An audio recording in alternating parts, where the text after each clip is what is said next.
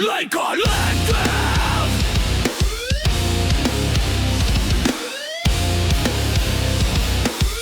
The wrestling collective.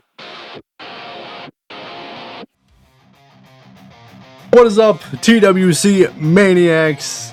Welcome back to another TWC podcast. I am your co-host, the one and only Matthew Thomas. Thank you so much for tuning in. But before we go any further, he is the Randy Savage to my Hulk Hogan, my co-host, the one and only Joseph Carrasco. Oh yeah, how's it going, everyone? It's funny that you say that too, because you're a huge Randy Savage fan, yet I'm the Randy Savage. Yeah, well, I apparently I get more titles apparently. So and I'm apparently the one to turn heel too. Although, if I was a wrestler, I've told my wife before, if I ever got into wrestling, that's exactly what I'd want to play. I'd want to play a character that's outside of what I actually am in real life, and that would be, I would want to be a heel. I think it would be a lot more fun, and I think it's easier to be a heel. It's easier to be hated than to try to be loved. Well, and it's easier to be mean to people too. You know, like if that's the goal, you can be like, oh, I wouldn't do this in real life, but I would be mean to this person in this setting.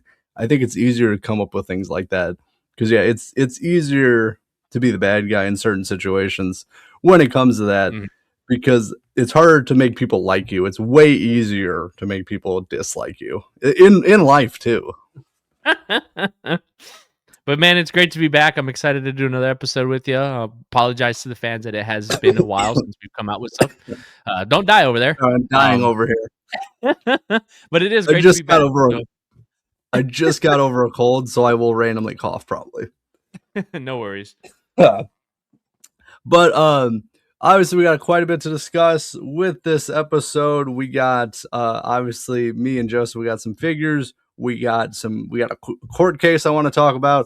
Plus we got WrestleMania.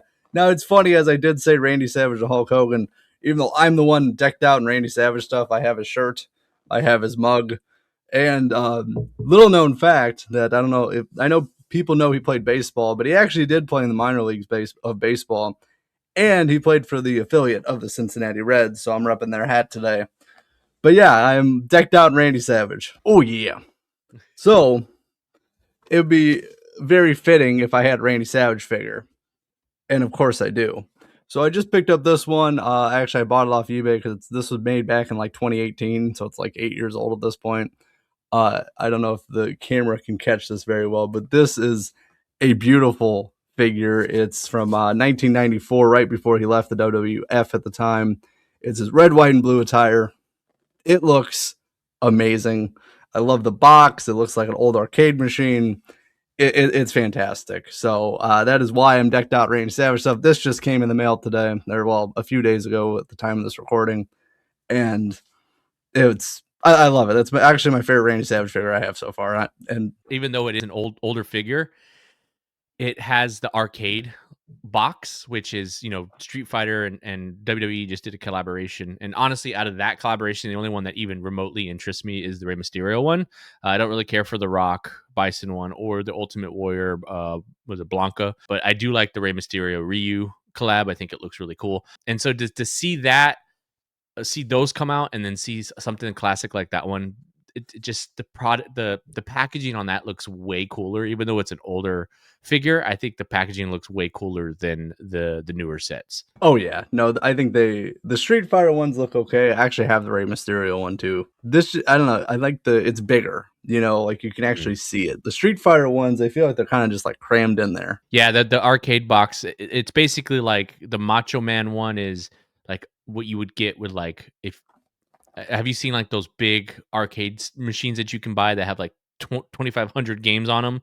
Oh, and yeah. Then the Street Fighter ones are like the one-up cabinets that you could buy at Walmart.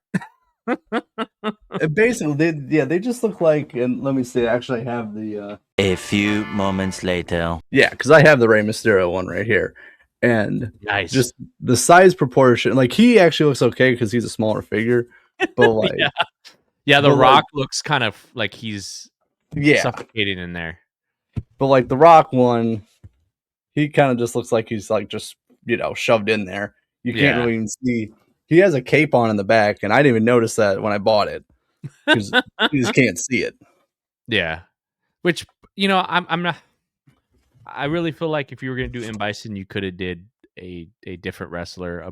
But I mean, I think it's just my hate for Dwayne Johnson has just overfilled at this point. So I think that's why I'm not really a big Rock M Bison fan. There, I do like M Bison, but I think it could have been a different wrestler. But the Rey Mysterio You real and one. your mom don't like The Rock.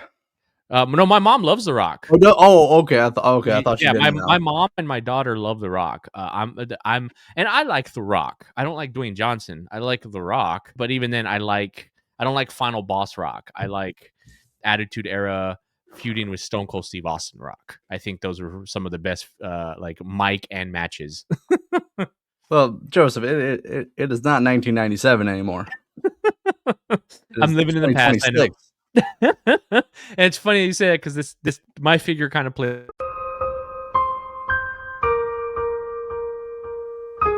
My figure that I was going to show, it plays into my old school way of thinking. This figure I want to show is a figure that I'm really proud of, and I actually you're going to know what it is right away because it's a figure that I actually bought from Matthew Thomas. Matthew Thomas was trying to make some room. He's got way too many figures, so he decided to let a few go. And this one I bought just because one, I'm a fan of this wrestler, and two, something that I found out once it actually showed up really kind of made it even that much more special to me. I will say the thing that I love about this figure, though, is to help you guys figure out what it is. It's a WWE wrestler that is also an AEW. So this is an AEW figure, but I bought it because I'm a WWE fan and he was in the WWE. It really makes me kind of want to dive more into these figures just because I really love the face sculpt on this figure.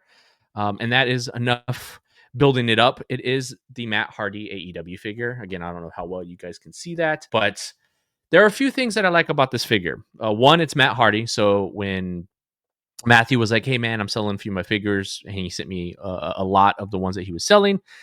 This one was the one that reached out to me the most because, again, I am a Matt Hardy fan. I'm a Jeff Hardy fan. He wouldn't sell the Jeff Hardy though, but he is. I'm a Hardy Boy fan, so I am going to be out on the outlook for the AEW Jeff Hardy figure. I know it's going to be kind of hard to find, but I like the hunt. I love the thrill of the hunt, as Matt knows. So the fact that he has this Matt Hardy and I was able to get this from him, it starts that journey to find the Jeff Hardy, which I'm excited about. But one thing I really liked about this figure was once I had it in my hands. We've talked about this before. I'm a fan of the AEW packaging. I think the packaging is done really, really well on these figures. But the face sculpts too. The face sculpts are just done really, really well. The problem is I want to open this figure. I want to check the quality of the figure and pretty much compare it to the WWE figures. But I'm a little scared to do so because, again, I do like the packaging of the box. But also, I turned it over and I'm a kind of person that likes to read boxes. And this particular figure holds a little bit of specialness more once I read it because the attire that Jeff Hardy is based off this figure on was from Dynamite March 16th of 2022. That's not what makes it special. What makes it special is that it's from San Antonio, Texas, which is where I live. It's my hometown. So knowing that they based the attire of this figure from my town, it makes me not want to open this box. I think I'm going to give into my childish ways and I'm going to try to open the box as safely as I can. Because again, as an AEW figure, I do kind of want to check the quality. I'm very impressed with the sculpt and the way the attire looks, the way his face looks, the hands. So I kind of want to play with it a little bit, see how the articulation is, the quality of the plastic that they use. I'm really interested in that. And I do have another AEW figure that I could probably open up and play with that one instead because I'm not a huge fan of the wrestler because I don't know who he is. But at the same time, it's like, I'd rather keep that in the box, and if I can find somebody who's an actual fan of that figure, I'd much rather just be able to either sell it at a really low cost or give it to them, depending on how much I like the person. But yeah, It's funny. Well, I have the Jeff Hardy one right here, and his face sculpt just looks incredible. I love the face paint and the mannerism. But I pointed this out to you last night, and I want to show you as well. Mhm. So So I bought this at Ross for a deep discount because that, I just happened to get lucky that they had a few from overstock of wherever they get their stuff. And the person put the sticker, the price sticker, right over Jeff's face.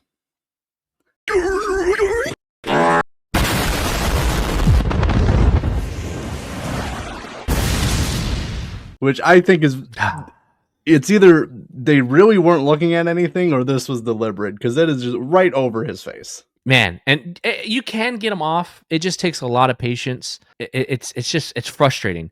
So I have a CD exchange near my house, a DVD exchange, and I love it because I'm a person that likes to collect actual physical media. Well, they're kind of having to pivot because they're not selling movies like they used to. People aren't buying DVDs and Blu-rays and 4K discs like they used to. So they're pivoting a little bit, and they're kind of becoming. I hope they don't phase movies out completely, but it started with posters. They started getting these big fucking posters, and then they started with Funko Pops, and now they're starting to pivot to actual like wrestling figures, Marvel Legend figures. You're getting Marvel and DC figures in there. You're getting, movie branded figures, Chucky, Alien, Jason, all this stuff. Really cool shit. Problem is that they are doing exactly what your Jeff Hardy figure is they're putting these stickers in really odd places, and instead of using the stickers are really, they can easily be taken off. They use these stickers with crazy adhesives, and it's like it ruins. I mean, yes, there are people that are going to go in there and they're going to buy it. They're going to want to play with it, but you have a lot of collectibles that aren't meant to be played with, and you're destroying the box of said collectible by slapping those stickers on them. So yeah, it's really annoying. So I feel your pain. As a buyer myself on these things, I will admit that I have passed up on figures that I wanted based on the actual sticker that was on it. I'm like, I want to keep it in the box. There's no way I can take the sticker off. So it's going to ruin the box. So I'm going to have to pass up on it. Yeah, and there's some actually. Well, we're gonna get to our first topic here in just a few minutes. But I gotta. A few moments later. So like the Adam Cole chase that I got, also at Ross. So the stickers on the side here, I'm okay with that. It's not, because like the back is still fine, and honestly, it's this actually looks really cool. So like this on the side doesn't bother me very much. I'm gonna open it anyway because the box is a little dented and dinged, so I'm gonna open it anyway. But yeah, like if I can keep this, because actually this date's very important, and I'll explain it once I do an unboxing video. But this date and location is very important to me. At some point, once I get the studio set up the way I want, there'll be way more unboxing at some point. But yeah, so this one I'm okay with, because they have to put a sticker on it because it's not their original product anyway. They're buying it, as wholesalers and then selling it. People that are watching, other collectors out there, what methods do you use? Because I know there's a lot of methods out there to get these stickers off. I tend to my wife has nice nails that can get under these stickers really well. So I tend to have her just do it with her nails, and she has the patience to take all those off. But what methods do you guys use? Do y'all use like a blow dryer? Do y'all use some type of chemical that won't ruin the box? Let us know down in the comments, because again, I'm always looking out. If I can find ways that will allow me to take these stickers off easily, then I want to try to do that, and it'll allow me to buy some of the ones where, because it doesn't matter how much we talk about it, these department stores are still going to slap these stickers in odd spots. So I would prefer it underneath the figure, actually, if I'm being honest, like putting it on under the bottom. here, on the bottom of the box. Anybody who watches, who works in a department store, start putting them down here. Don't put them on the back, on the front, where all the picture stuff is. No, put it near the old barcode that you're probably not going to use anyway. Just put it over that. I'll be okay with that. I'd be okay with that as well. I doubt that's going to happen, though.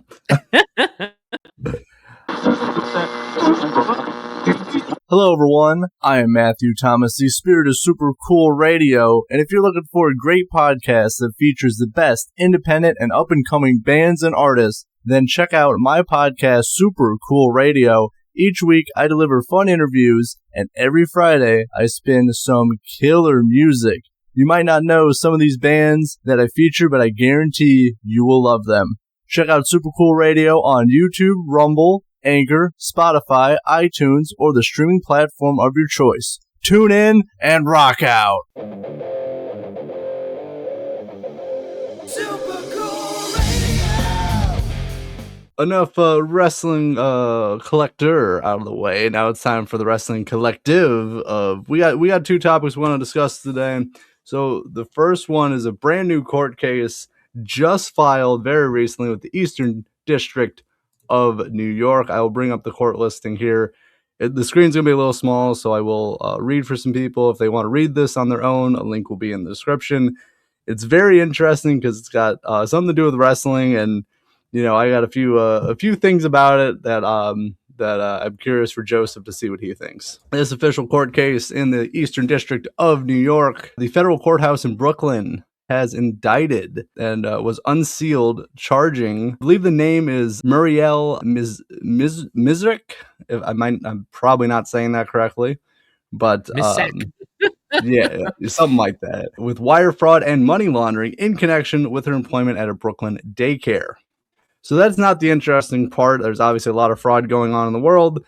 That's not the interesting part. The interesting part that's relevant to the wrestling collective is that during, while she was allegedly stealing $2.7 million in tuition payments through however she was transferring them. While she was doing that, she spent over $600,000 on travel and entertainment, including over $300,000 on tickets to professional wrestling events. Which, I mean, maybe that covers, what do you think, one ticket to a PLE at this point? Tell me he didn't just say that. Yeah, I mean, if she wanted to be first row and she bought the meet and greet passes and all that stuff, she's actually under. I think those run more closer to 400,000. So we will have a link for that in the description. What I kind of want to, and again, I don't like to make light of certain. Obviously, this is a criminal offense. Don't steal from people. It's not a good thing. You will get charged. But what I did want to say with this though is, I'd be curious. What does $300,000? How far does that get you with WWE? It just said on professional wrestling events. It's later been determined in other news outlets that I read that it is WWE. She went to WWE events. I'd be curious, how many events? Was this just a single thing? Was this a meet and greet? To me, if I'm spending $350,000, even if it's not my own money, I want to meet John Cena or Rhea Ripley or Liv Morgan. So I want to get some meet and greets out of it, So to me, this is my thing, and I'm curious what your take is for $350,000. Again, it's not disclosed what she exactly spent on. All we know is WWE events, so we don't know if that's tickets, meet and greets, things like that. But to me, if I'm spending $350,000, even if it's not my own money, I want to meet John Cena or Liv Morgan or something, Right. I want to get some meet and greets out of this, or at least go to a couple different shows, because they go to New York fairly often. Get Saturday night's main event, Monday Night Raw, a PLE. They go there relatively often, especially the embezzling occurred from 2022 all the way up to October 2025. So 3-year gap, you can fit quite a few WWE shows in there. And but I would like to know, did she at least meet? If you're gonna be committing some crimes, at least get your full potential and money's worth out of it. Right. I mean, I honestly, where TKO and WWE are now with the money grabbing, I honestly feel like that 350,000 gave her and maybe her family a nice trip to a WrestleMania. I feel like 350,000 could be spent very quickly at a WrestleMania, especially if you're taking 4 or 5 people. They're all VIP tickets with meet and greets, not to mention merch, food. And then, she probably incorporated the hotel stay. I don't think she paid any of her actual money on any of that. So you got to take into consideration the plane tickets, the hotel room. And then again, if she's balling out of fucking control, she's probably spending, at a 5-star hotel. She's and I mean, it was in Vegas last year too, wasn't it? Yeah. So, I mean, they're probably out there. Yeah, you're out there gambling, and it said luxury goods. I noticed that too. So the luxury goods could also play into these luxury hotels, renting fucking high-end cars. And then on top of that, then you have the actual WWE events. I mean, if I had $350,000 and I didn't have to worry about, it wasn't my money, and they're just hey, I could spend that at a WrestleMania weekend easily. I'm buying belts. I'm buying meet and greets. I'm buying pictures and autographs. I'm buying it for everyone. Everyone with me, y'all are all getting belts. You're all getting shirts. We're getting everything. I'm paying for that $20 beer. I'm probably gonna have 4 or 5 $20 beers. Like we're going home satisfied. So I could see that being one event, honestly.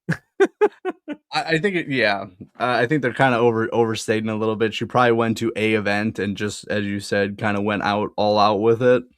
But that's crazy though. And I know I looked at WrestleMania tickets last year, not like I was gonna go, but like if you wanted to get front row both nights, I believe with fees and just one ticket each night, it was $90,000. Oh wow. Okay, so that's higher than I saw, because I saw a video where a fan was talking to Randy Orton, and Randy Orton was shocked that they paid 40 grand to be at a event. And I want to say it might have been WrestleMania. It could have been SummerSlam, but it was a front row ticket. It was a meet and greet VIP package, and it was $40,000. But So- WrestleMania is 2 nights, so you have to double Yeah. it. Yeah, so that I guess that makes sense. But it's just that's insane. So like, Oh yeah. spending almost $500,000 at one event in general is insane. But yeah, I mean, I could see it happening, especially if you're taking more, because this is the type of situation where if you're taking that kind of money and you're taking millions of dollars from an organization, people are stupid I want to nowadays. add a daycare.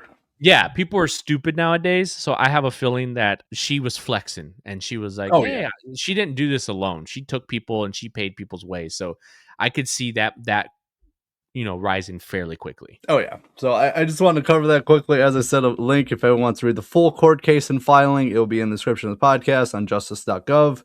But I did want to close out before we start talking about WrestleMania, since we are kind of leading to that with the ticket prices. Don't steal and embezzle. It's not a good thing, and you will get federal charges. So Although don't do it. bravo to hey, bravo and spending it on something you like. I mean, fucking going and enjoy your time in jail, because I mean, hey, you could go there with a smile on your face. You went to wrestling events and you basically went for free. So now you're going to pay that back by doing some jail time. But at least you had some time meeting. I hope you met the wrestlers that you wanted to. Yeah, I could see they wanted to meet like Randy Orton, and all they got is El Grande Americano or something. Oh, that would suck. See, but that's I'd be why so mad. I like the fact that I like mid carders, because it's much easier for me to run into a mid carder than it is a big superstar. So but my time's running out. I need to meet these mid carders, because a lot of the mid carders I like, I think in the next 5 years are going to be superstars. So Kiana James. Yep. I actually almost showed off that figure today. I was gonna grab that one, but I ended up grabbing the Matt Hardy one. But yeah, I do have a Kiana James figure, and it's the first one in the. But Okay. yeah, I had that Kiana James figure, and when I first got it, I wasn't a big fan of it, because I wasn't a big fan of her at first. But she's really proven herself with the Elimination Chamber and being able to pick up Nia Jax like it's nothing. She's become a female wrestler that I definitely have my radar on, so I'm happy I have that figure. Oh, I think so too. I think it's a cool figure. I will say the chase of that first edition figure though looks sweet. And I like that it's black and green. That's my favorite color combo. So I might be on the hunt for that figure as well.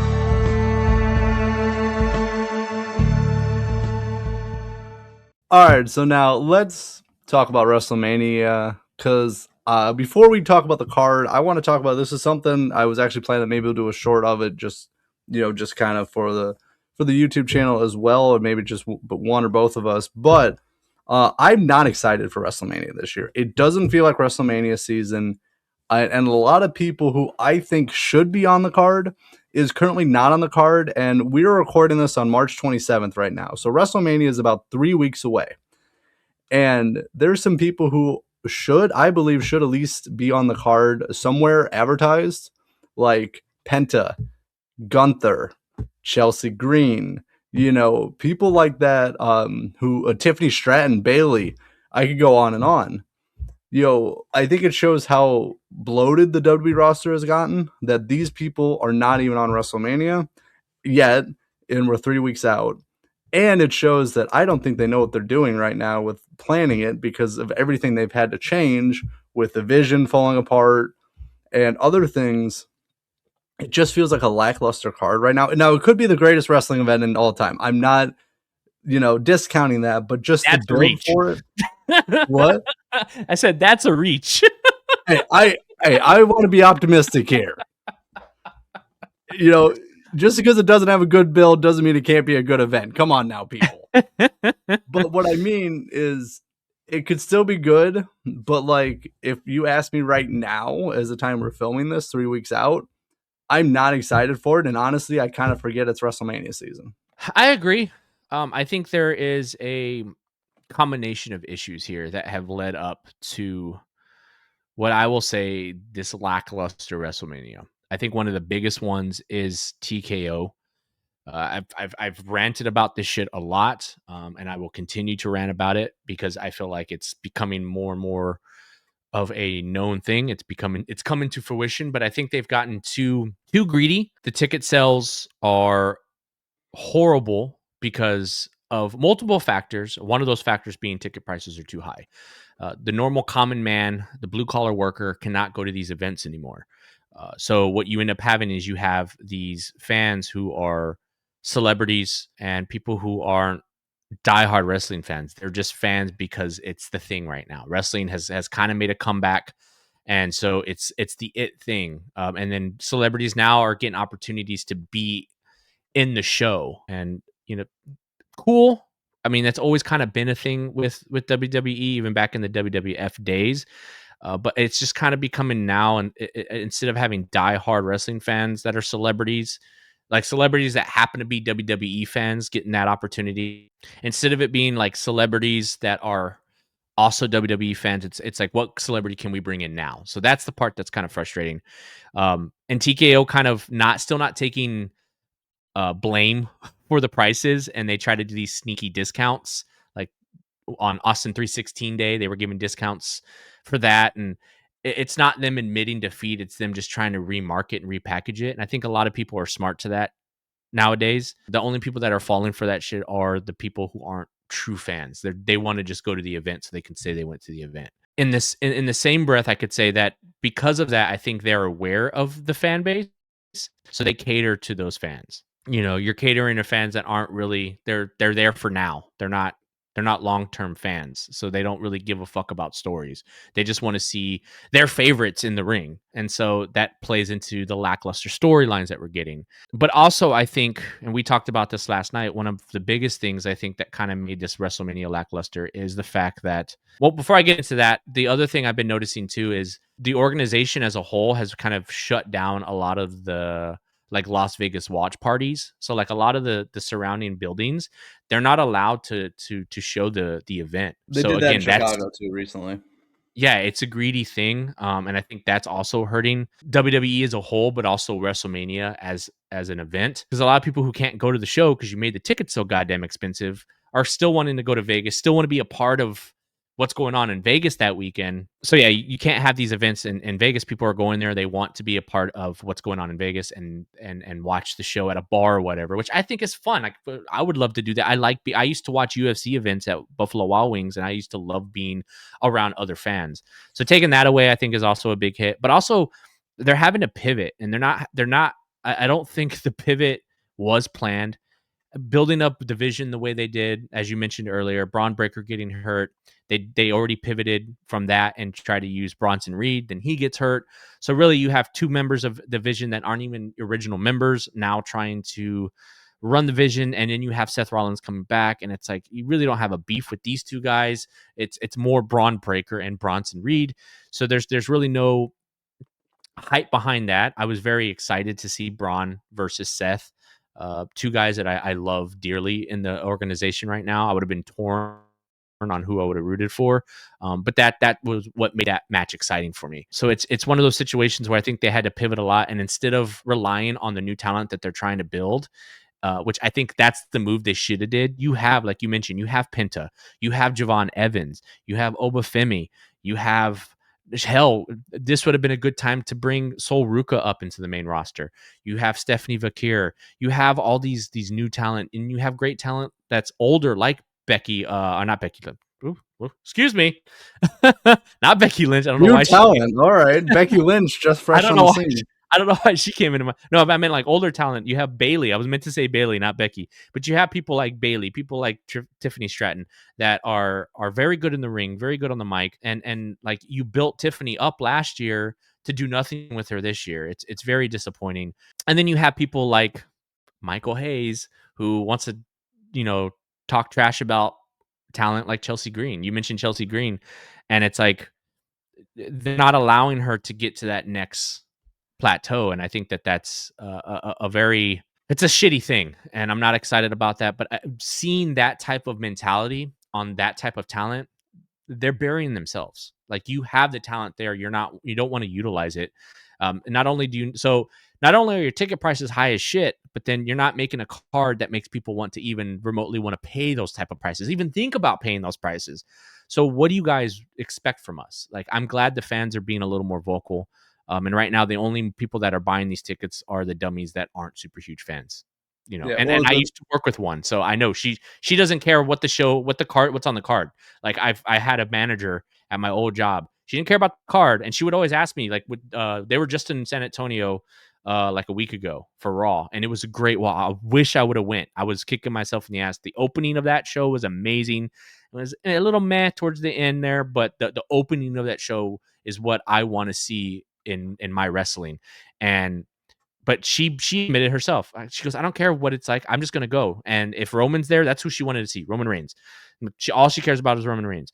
So it's like, I'm like, yeah, you're not a fan. But you're who they're marketing to. And so you be the dummy. You blow your money. I'm not going to do it. Yeah, and we're going to get to the card here in a second. I just want to add my kind of wrapping up kind of your thoughts with this is to go to like the talent perspective. Yeah, I am so disappointed that Tiffany Stratton, they like the way like they presented her at WrestleMania was amazing. I thought she looked great. The match was with Charlotte. It was what it was. Not my point though. My point is the way they presented her like at WrestleMania, she looked like a superstar. So it didn't make any sense that after she lost the belt, did absolutely nothing with her. And again, I'm a fan of her. Like as and I will say, for me, I lean on like some of the legacy superstars, the ones that've been there for a while, is kind of where I go to. Even though I've really enjoyed a lot of the newer talent like Soul and Oba and Tiffany Stratton, but then to see them not do anything, like LA Knight, I watched him on the Indies and in TNA, and now nothing with him. It's so disappointing to see, especially for people who you like and who they start off great. They present them well when they first join, and then they have nothing for them. And well, like you said, to add on too, like even like Triple H's golden boy, Gunther, how is he not on the card? He's retired John Cena and AJ Styles, and you don't have a match for him? Yeah, and that's the guy Triple H wants to push. So even if he's not on the card, it's like, what the fuck are we doing? You have these superstars that are great talent. You don't want to push them because they're not big enough. They're not draws. And then you have somebody like Gunther who you've been pushing, who is your golden pony, and we're getting Roman Reigns, CM Punk, and Cody Rhodes. Like, I'm tired of these guys. Like, I don't want to see them wrestle. Like, I'm bored. Yeah. It just boggles my mind, especially with Tiffany, because they left so much money on the table with her that they could have really. And again, I think she took some time off. I don't remember if she got hurt or whatever, so that didn't help. She had an injury, yeah. That didn't help, but like you can still as soon as she got back, I didn't even know she got back until a few weeks later. That she returned. I found out like a few weeks after. I didn't even know about it. And even then, if she was hurt, she could still do promos. You could still build a storyline. You could still build her up for WrestleMania. And you can't give me this bullshit. Well, she's hurt. She can't be in the ring. Okay, boo-hoo. Jade Cargill has been champion for how fucking long? and she's only defended the title 3 times, maybe. Like, come on now. You had an actual champion not even defending the fucking belt. You could have did the same thing with Tiffany Stratton. Okay, she's hurt. She can't be in the ring. Have her do spots. Have her do spots and build up something. You guys are always talking about the story, how long-term storytelling. But then one of your guys gets hurt and they're fucking gone. Braun Breaker, he's hurt. Cool. Can he move still? Is he still mobile? Can he at least be on the mic? You could have used. You have other people in the division. You could have used Logan Paul and Austin Theory as the henchmen, and have Braun Breaker still talk shit and do spots, and it would have gave him more practice because he was just now starting to get his momentum on the mic. You could have built something with that. Tell those stories. Have Braun Breaker be the mic man along with Paul Heyman. Build up that hype, and as he's building those stories, you have Logan Paul and Austin Theory do all the dirty work, do all the fucking in-ring stuff. I understand having to pivot. Things didn't go the way you wanted to, but I don't know what the fuck these writers are doing. I really don't. Like they're just recycling and rehashing old shit that we've already seen, and and then you want us to pay premium price. Like, fuck off. I'm getting heated now. Well, 2 things to add to that, and then we will get to the card. It amazes me that, like, I come from live entertainment. I've worked in it for 3 years at this point, outside of my podcast as a day job. You always have to think about, okay, if this doesn't go right, you need to have a backup plan. That is always my thought when I go into something live entertainment based. Mm-hmm. And you know what? It seems like they don't have backup plans. Like like somebody gets hurt, and then I understand things not working or things not going smoothly, but it seems like they're like Braun Breaker gets hurt, Bronson Reed gets hurt, and they're like, okay, well, shit, we don't know what to do. They kind of like give their hands up and just go, these 2 guys, go. They don't seem to have actual quality backup plans other than like, well, here's the 2 people I see in my eyesight right now. We'll just throw them out there. And to me, that's just so, you have to expect that to happen, that things will not work out correctly. And you have to have at least a backup plan and maybe a 3rd backup plan in case something doesn't happen. And that's what gets me with that. And then also, yes, to go to your point of, I'm so worried that when Braun Breaker gets back, that they're not going to do anything with him. He's going to be like Finn. Yeah. Lost opportunity. Exactly. And that is going to be so disappointing for him, because I think he's an immense talent, and he just started, I think, really getting into his own very recently, where you can see his confidence building, like you can actually see him, like he became smoother in the ring. And it's just, I'm going to be so upset if they don't do anything with him going forward. Yeah, and like I said, it's one of those situations where if you're trying to build these guys up and you want them to be well-rounded, okay, he can't do, you're trying to build them up to be well-rounded. If he can't do in-ring stuff, we already know he's good in the ring. Have him work on his mic skills. Have him do spots. Build him up still.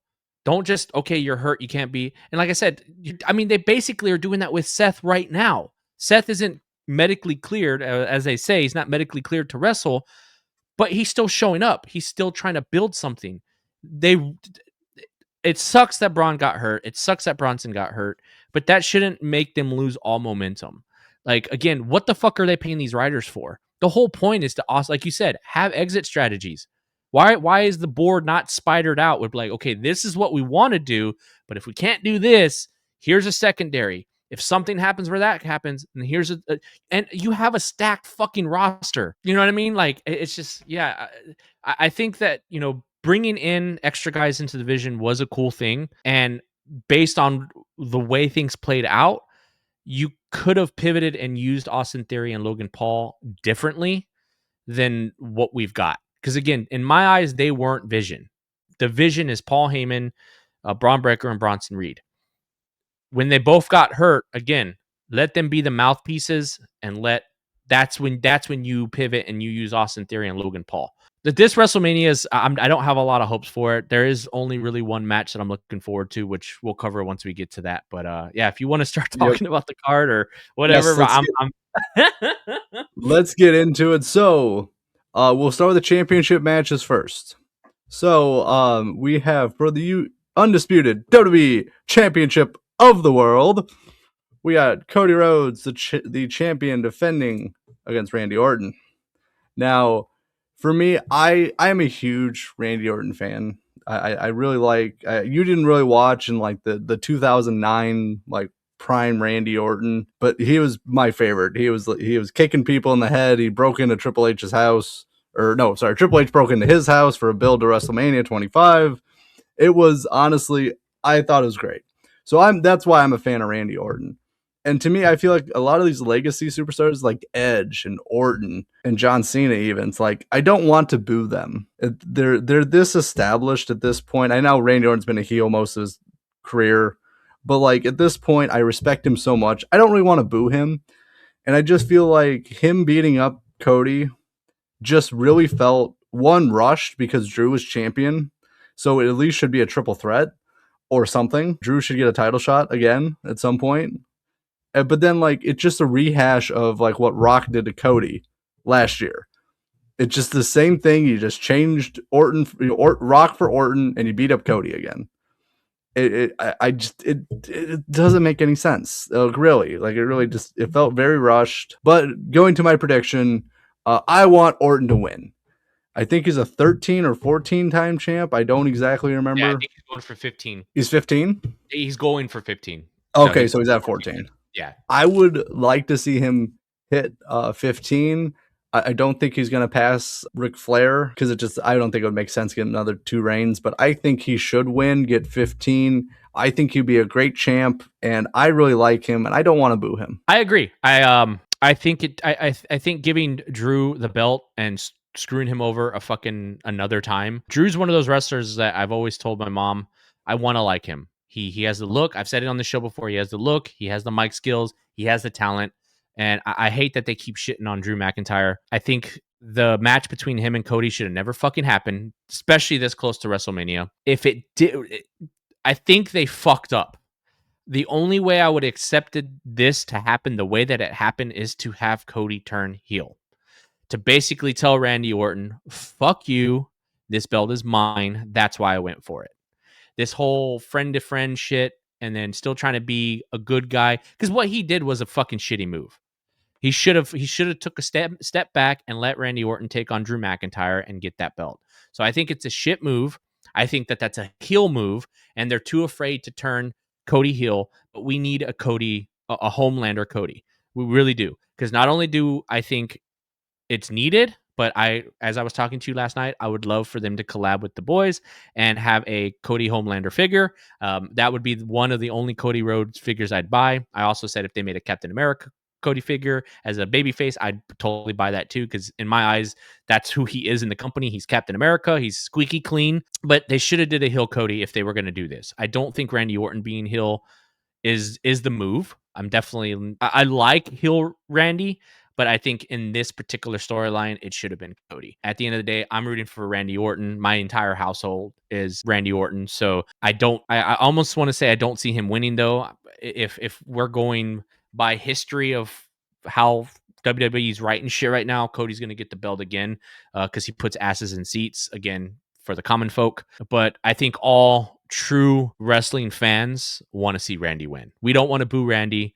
He is, dare I say, kind of like the new Stone Cold. He's supposed to be a bad guy, but he's going to get cheered either way. Yeah, my one thing I want to add, and then we'll go on to the next match. So I don't know, you didn't watch AEW, but what happened in AEW was, and I believe this is why Cody left AEW, is that he was getting heavily booed as a good guy in AEW, but he kept saying that he's never going to turn heel, and I'd be interested if he still has that mindset while now that he's in WWE of turning heel or not, because he was very adamant that he would never turn heel in AEW. So I'd be curious if he carries that mindset over into WWE. See, and to me, hearing that, I like Cody. Let me put this out there. I like Cody as a human being. I've watched his wife's little podcast YouTube channel thing. I think Cody outside the ring is a funny dude. I think he's got charisma, and he's just a cool guy. With that being said, if that is true, what you just said, that loses some points with Cody for me, because at the end of the day, you talk about how you are for the business, and if that's true, you should be able to do whatever the business needs you to do. And if that means you need to turn heel for a while, then you should be open to do that. Again, if I hate wrestlers that talk about bleeding the business and this and that, but they're not willing to do what they need to do to tell the story. They're not willing to put certain people over because, oh, well, I don't want to do that. It's my big grief with Hulk Hogan. It's my grief with Ultimate Warrior. It's my grief with a lot of these wrestlers that are they let their egos become this thing. Juventud Guerrero is another great example. I know he was hard to work with because he just was an egotistical narcissist.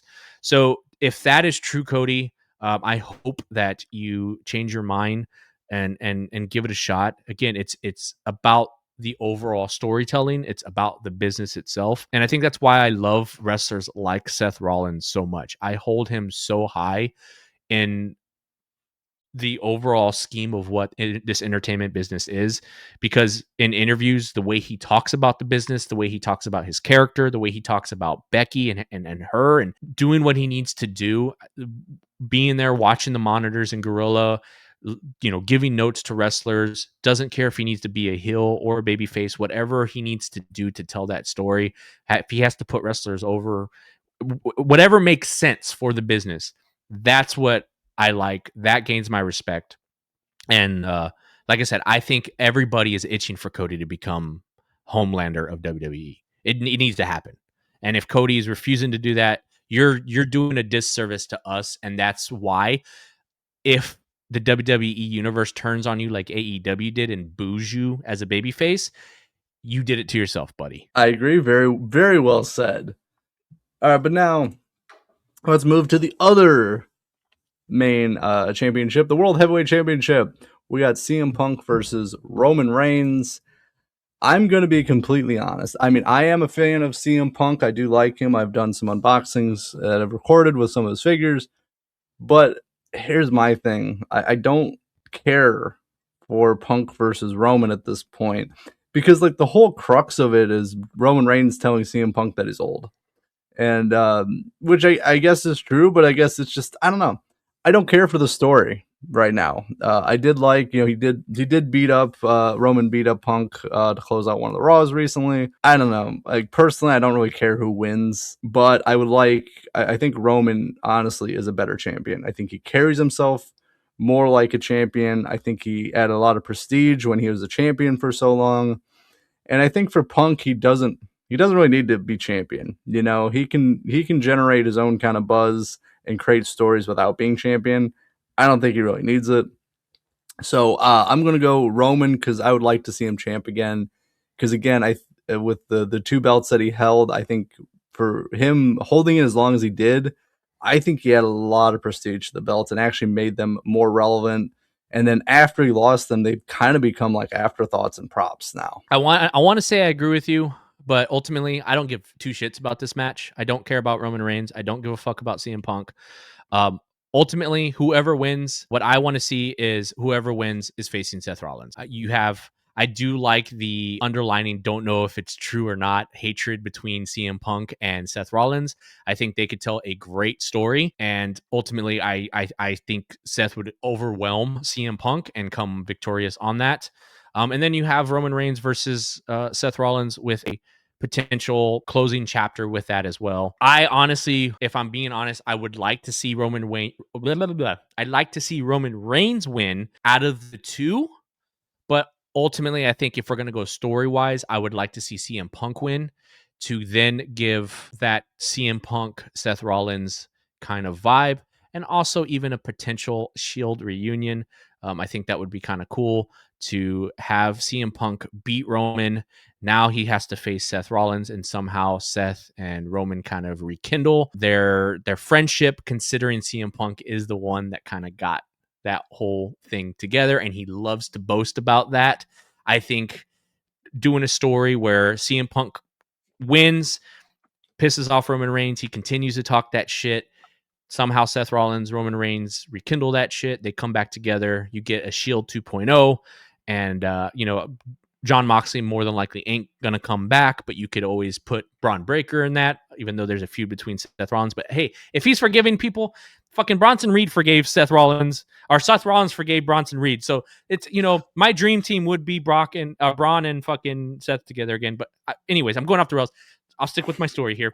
CM Punk winning, and that somehow bridges that friendship with Roman and Seth again. You get that Shield 2.0. You get fucking Seth on top. And since Roman is more of a part-timer, it would make sense to now have Seth Rollins kind of more of the leader instead of Roman. Roman kind of takes a back seat and kind of plays that role that Seth played. That's how I'd like to see it happen. But at the end of the day, I don't give a fuck about this match. So next.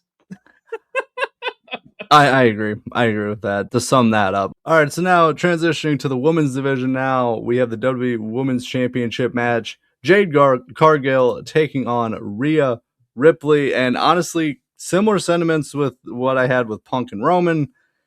I don't really care who wins this one per se. I don't think there's any real heat to it myself. And honestly, like looking at like the physique of Rhea, like I really like Rhea, but like looking at her physique lately, it kind of takes me a little bit out of this match because like both are in great shape, like still even right now. But like, I don't know, it just Rhea not looking like herself kind of just takes me out of it. And Jade is kind of outside of like being, how tall she is for a woman, similar to Rhea, other than their sizes being similar. I don't know. I don't really care for it. I know Rhea can have great matches with a lot of different people. So I think it will still be a good match. I don't care who really wins, so I'm going to go Rhea. I kind of have the same sentiment. I think they dropped the ball with this, and I think a lot of it has to do with the fact that Jade Cargill was not ready to be champion. I think they should have worked with her a little bit more. She is a physical specimen. I am a fan of Jade. I was a fan of Jade before she won the belt. I don't think she was ready. I think it was premature, and I think a lot of that had to do, again, with them having to pivot. We had a great champion in Naomi, and sadly, she had to take a step back. And so I don't think they were ready for that. And then Bianca Belair also being shelved right now because of injury. I think I think this was always in the cards. It just had to happen earlier than they wanted it to. But again, this pivot could have been worked out. Again, like I said earlier, Jade Cargill sitting on the fence, not being utilized was a detrimental thing. And I think that that's what really hurt this match. Jade Cargill should have been the Obafemi of the female division, and she should have been running through fucking girls left and fucking right, building up to WrestleMania. And then you have Rhea come in and go, I'm that final boss. You're going to have to face mommy now. I think that would have built it up way more because Rhea Ripley is one of those. She's the strongest fucking wrestler in 2K26. That means something. And she is a seller. She puts asses in seats. They fucking dropped the ball with this match. I'm not hype about it at all. And again, like you said, yeah, Rhea Ripley has kind of lost weight. I don't know if it's due to health issues, if it's due to injury, or if she's just not wanting to lift as heavy as she used to. She looks great, but I think building her up as a Titan with having Jade Cargill running through fucking opponents, also being a Titan, you have these two just specimens fighting. I think it could have been way better than it is. Not hype about it, but I agree with you. I think I'm going Rhea Ripley on this. And also, I think to that point, before we move to the next one, I think it's more the fact I don't want either one to really lose. I think no matter who loses that match, no one's going to benefit. Like if they lose, they're not going to benefit from it. Mm-hmm. And it's actually probably going to be more detrimental if either one loses. But you have to have somebody lose, so it doesn't make like it's rushed. Where I think if Jay loses, I think she's going to lose some of her momentum. And if Rhea loses, then they're not going to really have much for her, And I think that's the problem with this one. Well, and that's the thing. I think it's more detrimental to Rhea because she is so high up there. Like, I don't see her losing this match.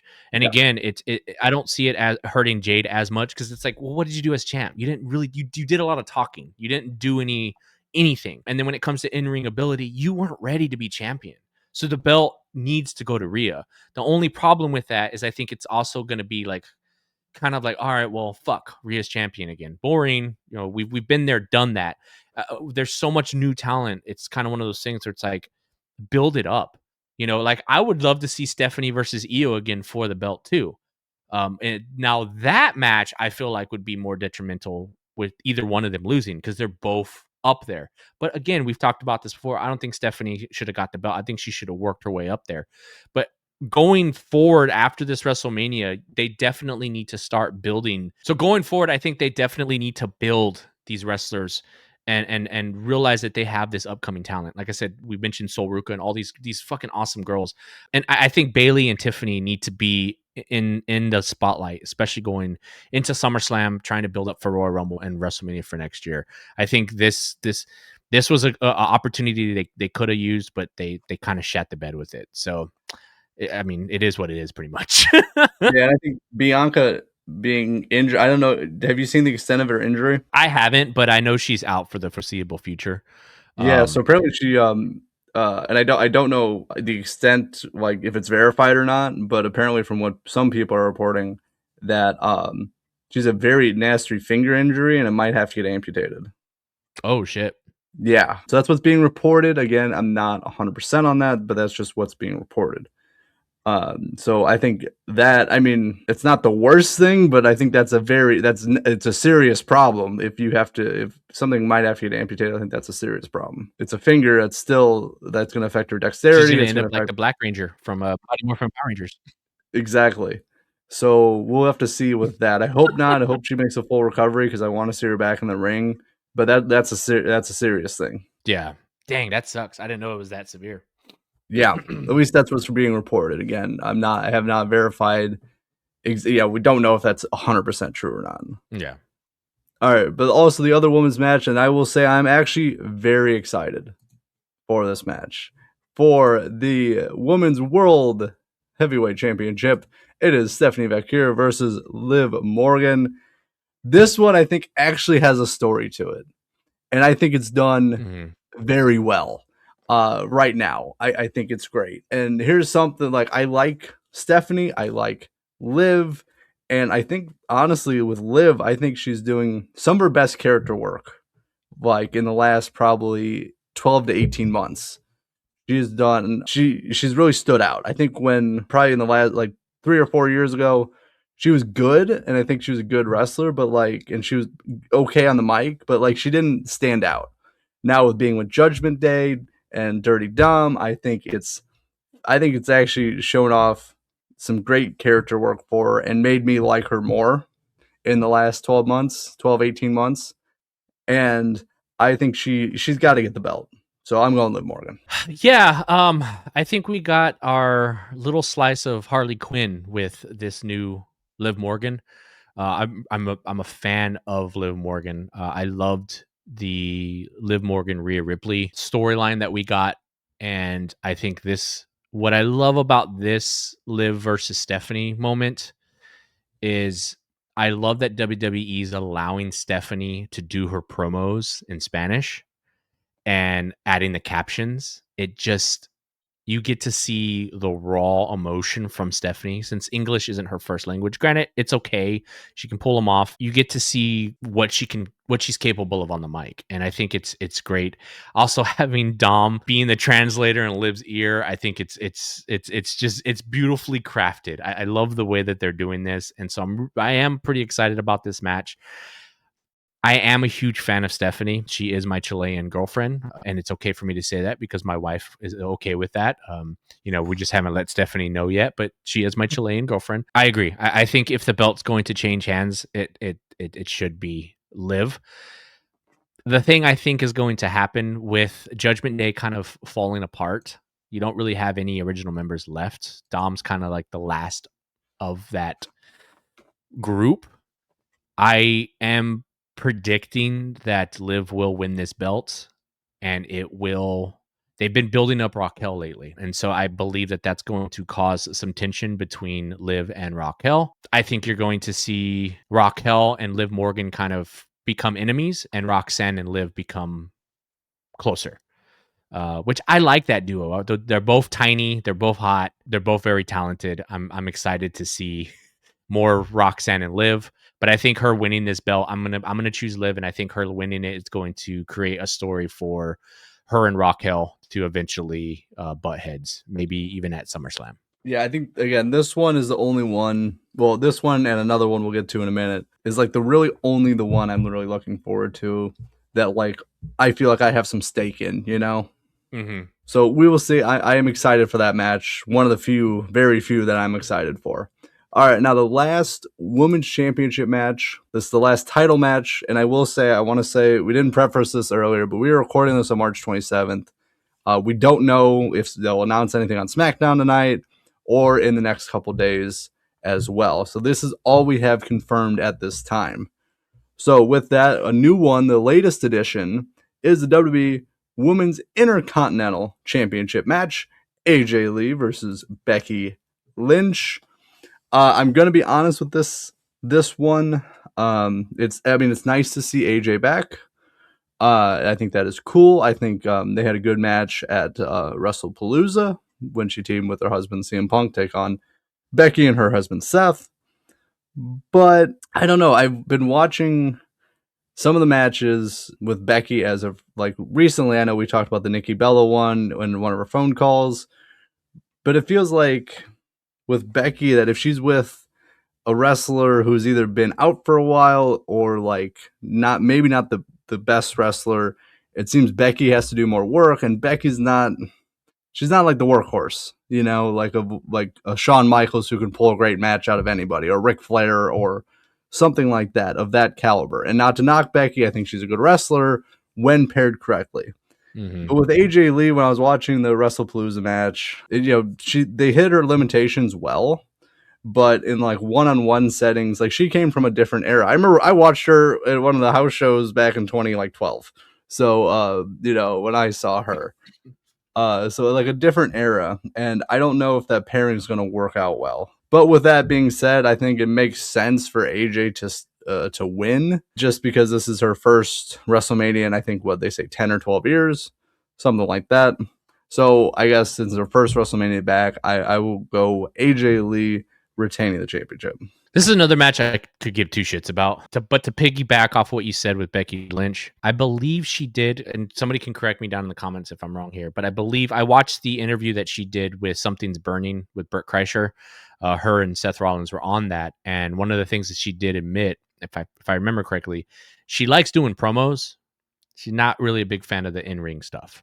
And I think that does show. So like I said, piggybacking off of what you said, that's why you kind of get these weird interactions in the ring, especially if she's the one that, like you said, has to be the workhorse, has to carry the match. She's not as talented at that as she is on the mic.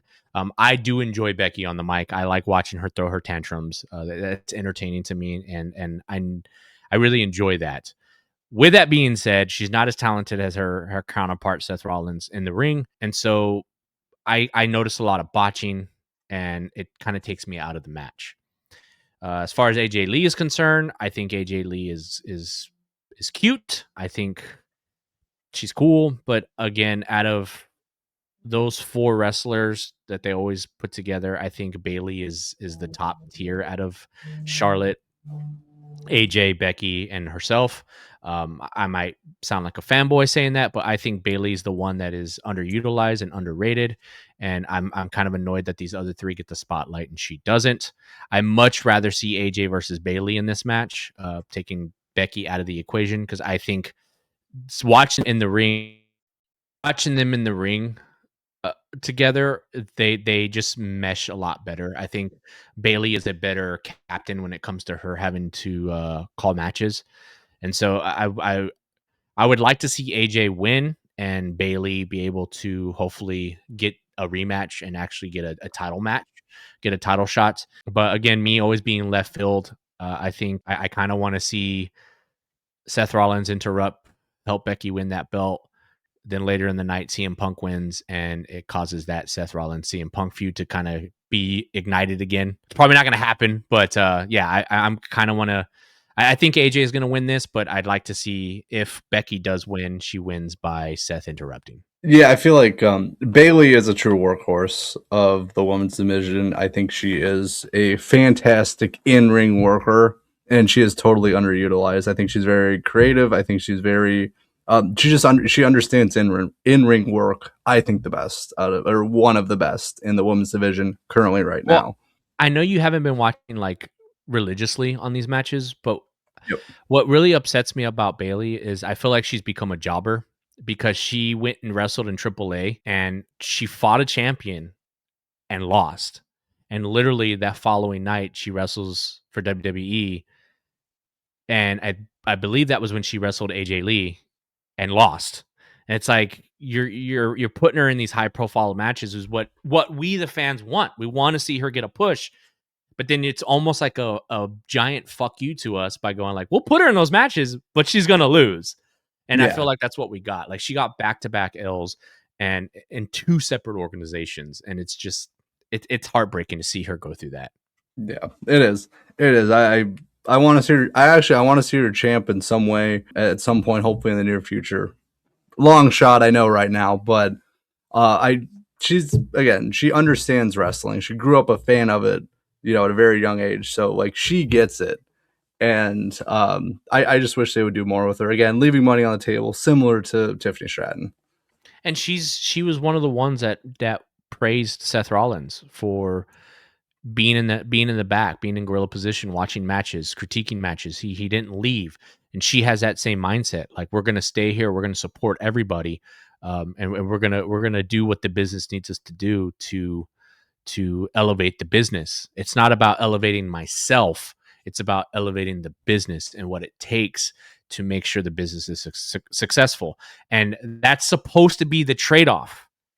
You do what you need to do. You make those sacrifices for the business. And the trade-off is later in your career, it all comes back to you tenfold. And I think that's what WWE has lost. As much as people hate on Vince McMahon and as much as a Scrooge of a man he was and strict and kind of took the joy out of a lot of things, the dude understood that, and he would, for the most part, kind of repay that back to superstars. So I do kind of want him back in the circle. He doesn't have to be at the forefront again, but it would be nice to have Vince in the circle again to kind of coach some of these younger people, some of these younger writers, and Michael Hayes, you can go fuck yourself. Hot takes here. Whoa. Whoa. Scorching. All right. Last match, the only non-title match that has been officially announced. You know what it is. Brock Lesnar versus Oba Femi. I don't see, even though for how big and over and protected Brock Lesnar is, Oba's got to win. I think he has to win. This is a must-win for him in any scenario. I think if he loses or wins by like a disqualification or count out or interference, I don't think it's going to help him. He needs to beat Brock Lesnar 1, 2, 3 in the middle of the ring to really establish his character. I think it's crucial at this point. He really has to, because people like him and he's got momentum behind him. But if he does not win, I think all of that work is going to get thrown away. I 100% agree. This is exactly what they should have did with Jade. They're doing it with Oba. And you have literally, this is the male version of that match that we were talking about earlier. You have Brock Lesnar, you have Oba Femi, you have these two fucking powerhouses. Brock Lesnar is already established, and you've been having Oba run through people. I mean, he ran through Rusev. They were building Rusev, and I feel like they just fucking buried Rusev when Oba came. They're like, well, we're going to build Rusev. Oh, wait, fuck this guy. Now, fuck it. Let's swap it. I feel like that's what they did with Rusev. They brought him back. They were going to build him up like they're building Oba. Then Oba came to the scene, and they're like, nah, we're going to use him. And then they buried. I mean, again, that's part of the business. Sadly, that's just how it works. But even like bringing up, I brought up Stephanie Vaquero earlier about, her belt. We've talked about it, where I think her rise was a little bit too quick. Oba is the prime example of how you can build somebody, give them a belt fairly quickly, and then do okay.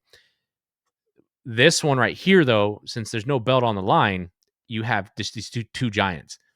So I agree with you. You cannot bury Oba right now. It will just destroy all momentum that you have.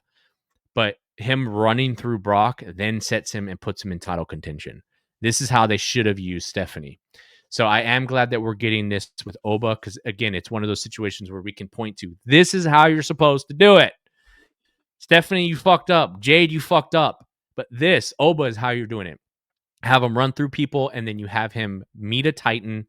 He goes over with that Titan. That's Brock Lesnar basically passing that torch, and then you're utilizing a big man the proper way. You shit the bed with Braun Strowman, you shit the bed with Rusev, you shit the bed with a lot of these big dudes. Even like I would consider Drew McIntyre a big guy. He's pretty big. You've shit the bed with him. So Even like Oba, Damian Priest too. yeah, exactly. Although off topic, Damian Priest and fucking R-Truth as tag champs. I'm fucking loving that right now. It's one of my favorite things, and I'm so glad that they didn't tell Damian that Truth was supposed to get that 1, 2, 3 count. So that shock that he has in his face was genuine, and I love that for them. But back on topic, Oba, I agree. He needs to win. He needs to put Brock needs to put him over, and I think he is, because I don't know if you watched. Powerbomb. Well, but not only that, but if you watch carefully, I called it out when we were watching it live. Brock told Oba to put his leg on his chest and then point at WrestleMania. You can see him verbally tell Oba. Again, right after that, Oba put his foot on his chest. He pointed up to the WrestleMania sign. So I think Brock is very open to giving Oba this victory. So yeah, my prediction is going to be just as yours. Oba's going to win. He needs to win, and I think it's going to usher in a new era for this big man type of era. And I'm glad that Oba's doing it. I think he has a great look. He has an amazing physique. He has the crowd in the palm of his hand. And I feel like if WWE let this man work, let him do what he's supposed to do, and I think the business will be in good hands. Like I said, you have him, you have Javon Evans, you have Dragunov, you have Braun Breaker, you have Bronson Reed, you have even I would say JD McDonough. I wish they'd do more with him. I think he's got talent. You have Finn Balor. You have all of these fucking guys. Utilize them and take what you're doing with Oba and apply that to all these other guys who you have just sitting on the bench and you're not doing shit with. And I guarantee you people would be more willing to pay these outrageous fucking ticket prices if you start fucking pandering to the people that actually give a fuck and not to people who just have money who, oh, it's just something to do tonight. But yeah, I said my piece. I absolutely agree. And again, I really can't emphasize this enough that Oba has to win very decisively, very cleanly, no tricks, no interference or anything. Because if he loses in any way or it's not like a decisive win, then he's basically starting from scratch. Yeah, and then I think that you muddy the waters if you do that, because then what are you going to play that on? Is Brock now being a run-in by the Vision coming and helping Brock because he's tied to Paul Heyman, and then you had Oba come out and basically save Seth Rollins on Raw when they were in my beautiful hometown San Antonio, but you had him come out and save Seth. So it's like I don't want to see that story though. Like to me, I feel like that is forced because of the pivoting you had to do with Braun Breaker and Bronson Reed. No, have this a clear cut. You built it up at Rumble. You did due diligence. You had Oba run through guys. You had Brock and Oba tease it at Rumble. Now have them fight. We only need one fucking match. Make it epic. Put Oba over and let's move on. Do not muddy the waters by making this now Oba's with Seth and you got Brock with Paul Heyman and the Vision. It's too much. You're It's got to be beating a dead horse. Yeah, you're beating a dead horse at this point. You have a killer match. Of course, Oba going over cleanly allows Brock to sit there, and if you want to continue that story, you can pivot and do so. But I think if he finishes it cleanly, he's the new dog in the fucking park, or in the new dog in the yard, and then just move forward with that. We have this one match and move fucking forward, because no belts in contention right now. So it's a clean match. Now we know who that number one contender is. Now start having him go after whoever wins at WrestleMania, whether it be Randy Orton or Cody Rhodes, go after or Reigns. Oh yeah, no, I agree. And not like if Brock Lesnar loses that it's really going to affect him. You know, he's already credible. He's already built up. He's already, he has everything. So it's not taken away by him losing. Honestly, at this point, Brock is I see Brock as I see Roman Reigns. He's a part-timer. So it makes no sense to have him come back and do I feel like he came back for a reason. This is to build up new talent. This is what Brock is coming for. Brock has made it. Brock is living the life. He does his shit for fun. So let him ride out in the fucking sunset and have Oba be that new talent and be that new fucking force to be reckoned with. So I agree. Oba needs to win this clearly. If WWE does any fuckery with this match, it's gonna really disappoint me. It needs to be a clean 1-2-3. And I also don't want it to be short. If they make this match short and Oba wins, just like it looks like a jobber type match or a squash match, that's also going to disappoint me. You have these two guys, let them do their thing. Trust Brock, trust Oba, let them put in a good fucking match and let this be a 5-star match. I think this is what's going to redeem WrestleMania this year. I think between that and the Stephanie versus Liv, those are the only two matches I'm looking forward to at this point. But yeah, with so many wrestlers, very, I would say, high-level wrestlers who don't have a match is surprising. So either they're going to be throwing shit together here in the next week or two, or both nights are going to have 3 or 4 matches, and I don't think that's going to happen. I mean, that makes sense, and then you're going to have like fucking an hour and a half worth of fucking ads. Fair point, but that'll be for another day. We'll get into more ads at some point. We've already kind of covered on that, but so that is what we have for WrestleMania. As I said, we're recording this on March 27th, so we will see what is announced, what is not announced, and I will say I'm at least looking forward to at least 2 matches on WrestleMania. So we'll have to see how that goes. But Joseph, before we close out, anything you'd like to add? I just want to say thank you guys for coming and watching the show. Sorry it took so long to come out with another episode. I also do want to apologize. We are having some connectivity issues throughout this episode. I'm going to try to edit it and doctor it the best I can, but the cuts and the freezes in between, understand that is out of our hands. We are recording this from 2 separate locations. And again, technology is great when it works, and then when it doesn't, it's a pain in the ass. So we'll try to doctor this. Hopefully you won't be able to really tell. But this episode is, we don't like to redo stuff because we do genuinely talk about these topics, and we none of this is scripted. We talk off our hearts and off our minds. So yeah, it is what it is. So I do want to apologize for that. But yeah, I hope you guys enjoyed this episode because yeah, we like to rant, but we also have some other cool segments coming out in the future. Here in the near future, me and Matt had a meeting yesterday talking about what we can do with this channel and how we could kind of spruce this channel up. So we do have a lot of plans for this channel. So bear with us. And let us know in the comments what you like, what you don't like, so that way we can pivot this show to kind of market it towards you guys. We want you guys to enjoy what you're watching. So I hope you enjoyed this episode. I hope you guys are going to enjoy what we have coming up in the near future. And again, if you don't, again, be vocal. This show is for you guys. We are open to pivot to whatever you guys want to see. So yeah, man, Matt, thank you for spending time with me and talking wrestling. Thank you for spending this hour and a half with me and talking wrestling. I really do enjoy these talks. So I'll pass the mic to you. Well, and also with the Wrestling Collective, the collective is everybody. We are for the people. If you don't like something, we're not going to pull a WWE and just give you the middle finger and go, this is what you get, pal. So we're always about improving it. We want to listen to people. And if there is anything you like, please let us know. You can reach us in Instagram, Facebook. You can drop a comment, whatever you'd like to do. But before we close this out, so Joseph, for you, where are the best places that if people want to check out more of what you offer?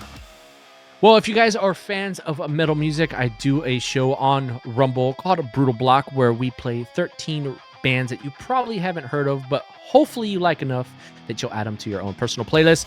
We do that, and I'm going to be actually coming out with some new episodes very soon. I'm going to try to be more on a regular schedule with that. With my personal life kind of changing and rotating, I'll be able to put some more Brutal Block episodes out there, so check that out. That's kind of the one main thing that I'm going to be pushing. I do a lot of stuff, but if you guys are interested in that, I do promote that other stuff on the Brutal Block page. So go check out Brutal Block. You can add us on Facebook, Instagram, and Twitter. And we do have a YouTube presence as well. So if you're in a band and you want me to react to your music, you can check out the YouTube channel. I do reactions there. I do full-length episodes over on Rumble. And if you are in a band and you want to reach out to me, you can email me at brutalblock@gmail.com.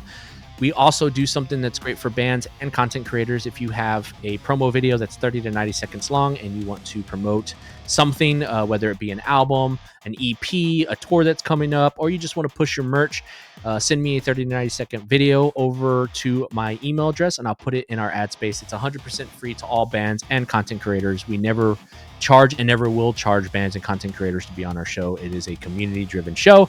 So like I said, if you're a fan of metal, go check that out. And other than that, I got nothing else to say. And also for me, if you like what I do and you want to see more of my adventures outside of the Wrestling Collective, I have the music podcast Super Cool Radio, where I interview many incredible musicians. I do live event coverage. I do some really great things over there. So if you want to check out some great, insightful music interviews with some incredible musicians, make sure to check out Super Cool Radio. If you want to see just some more out there, different things of just fun interests that I have, make sure to check out Matt to the Max on YouTube. I do wrestling unboxings. I talk about other things happening in society. Sometimes they're fun, sometimes a little bit more serious, but I always try to make it insightful as well. So Matt to the Max and Super Cool Radio, if you want to check out on YouTube, if you want to check out more of what I have to offer. But thank you so much for watching this episode of the Wrestling Collective. For Joseph Carrasco, I am your host, co-host as well with Joseph Carrasco. I am your co-host, Matthew Thomas, reminding you to stay frosty.